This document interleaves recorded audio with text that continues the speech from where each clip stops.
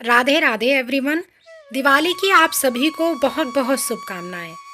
आशा करती हूँ आप सभी लोगों ने दिवाली बहुत धूमधाम से मनाई होगी। दिवाली के अगले दिन हमें चौकी कैसे हटानी है। चौकी हमें दिवाली पूजन के बाद तुरंत नहीं हटानी होती है, अगले दिन हटानी होती है। तो सबसे पहले भोग प्रसाद जो भी आपने चढ़ाया है, पूजा करने के बाद में वो घर के सभी सदस्यों में बांट दिया जाता है। वो पूरी रात रखने की आवश्यकता नहीं होती है। उसके बाद में अगले दिन सबसे पहले हमें जो कलश हमने लोटे में जल रखा था वो अगले दिन हम सूर्य देवता को समर्पित कर देंगे, यानी चढ़ा देंगे। उसके बाद में जो आपने कलश स्थापित किया था उसको हम सारे घर में छींटे लगाकर जल के, उसके बाद जो जल बचेगा हम पौधों में समर्पित कर देंगे, यानी पौधों में डाल देंगे। तो आपने जो भी फूल पत्ते चढ़ाए हैं उन्हें हम इकट्ठा कर लेंगे, सारा जो भी कुछ है। और उसके बाद में ये जो जल है कलश का, ये हम घर में छिड़कने के बाद में ये बहुत ही शुद्ध जल होता है। पान के पत्ते पर जो आपने भोग समर्पित किया था, आप चाहें तो घर में किसी सदस्य को उसको खाने के लिए दे सकते हैं, या आप इसका भूमि विसर्जन भी कर सकते हैं। अगर वो पान का पत्ता सूख गया है तो आप भूमि विसर्जन कर सकते हैं, या घर में किसी सदस्य को भी दे सकते हैं खाने के लिए। तो इस तरीके से हमें वो पान का पत्ते पर भोग हटाना है। और उस पर लौंग और सुपारी अगर आपने रखी है तो वो आप किचन में यूज कर सकते हैं। दक्षिणा आप किसी को दान कर सकते हैं। और सोने चांदी की जो भी चीज़ें आपने रखी हैं वो आप पहन सकते हैं या अपने लॉकर में रख सकते हैं। तो इस तरीके से आपको सोने चांदी की चीज़ें भी उठा लेनी है। और बाकी का जो दीपक है वो आप अपनी पूजा के लिए फिर से यूज कर सकते हैं।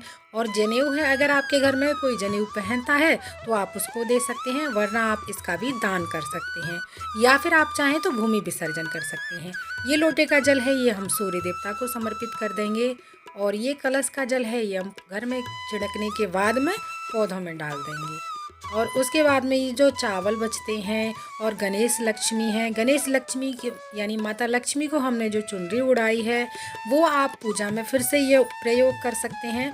और उसके बाद में ये लक्ष्मी गणेश जी की फ़ोटो को आप चाहें तो इनको जल विसर्जन कर सकते हैं, नदी विसर्जन कर सकते हैं, या फिर आप अपने घर के मंदिर में रख सकते हैं। पहले इनको गंगा जल के छींटे लगा करके उसके बाद आप अपने घर के मंदिर में स्थापित कर सकते हैं। और जो भी आपने बर्तन रखे हैं पूजा में, आप उन बर्तनों को ले सकते हैं। आप चाहें तो किसी को मान को दान कर सकते हैं, या फिर आप कुछ बर्तन अपने घर में प्रयोग कर सकते हैं। तो इस तरीके से आपको बर्तनों को प्रयोग करना है। और जो भी चावल बचते हैं उनको सभी को हम इकट्ठा कर लेंगे, फूल पत्तों को अलग इकट्ठा कर लेंगे। आप इनका भूमि विसर्जन कर सकते हैं। और साथ में ही जो चावल हैं वो आप चाहें तो किसी को दान कर सकते हैं। अगर कम चावल हैं तो आप उनको पक्षियों को डाल सकते हैं छत पर। अगर कम चावल हैं, आपका मन है दान करने का, तो आप उसमें थोड़े से चावल और मिला करके आप किसी को दान कर सकते हैं। तो इस तरीके से हमें ये चौकी हटानी होती है।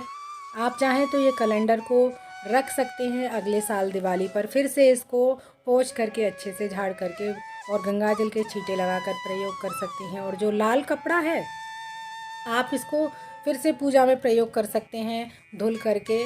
हमें इसको दान करने की आवश्यकता नहीं होती है। चौकी को भी आप फिर से अपनी पूजा में प्रयोग कर सकते हैं। और जो भी आपने वस्त्र स्वरूपी कलावा समर्पित किया था आप इसको भूमि विसर्जन कर सकते हैं। तो इस तरीके से हमें बहुत ही आसानी से चौकी हटानी होती है। अगर आपने पूजा में गोमती चक्र और कमल गट्टे और कौड़ी समर्पित किए हैं तो आप उनको गंगा जल के छींटे लगाकर अपने लॉकर में रख सकते हैं। और जो कलश में सुपारी और हल्दी की गांठ है, या ये आप चाहें तो किचन में प्रयोग कर सकते हैं। और जो इसमें सिक्का निकलता है वो आप किसी को दान कर सकते हैं, या फिर आप अपने लॉकर में रख सकते हैं। तो इस तरह से हमें दिवाली पूजन की अगले दिन चौकी उठानी है। अगर चौकी उठाने की ये वीडियो आप लोगों को पसंद आई हो तो प्लीज़ वीडियो को लाइक ज़रूर कीजिएगा, साथ ही चैनल को सब्सक्राइब करना ना भूलिएगा। और दिवाली से जुड़ी सारी वीडियोस मेरे चैनल पर आ चुकी हैं, मैं डिस्क्रिप्शन में लिंक दे दूंगी, आप वहां से देख सकते हैं। फिर मिलते हैं अगली किसी और वीडियो में, तब तक के लिए आप सभी को राधे राधे।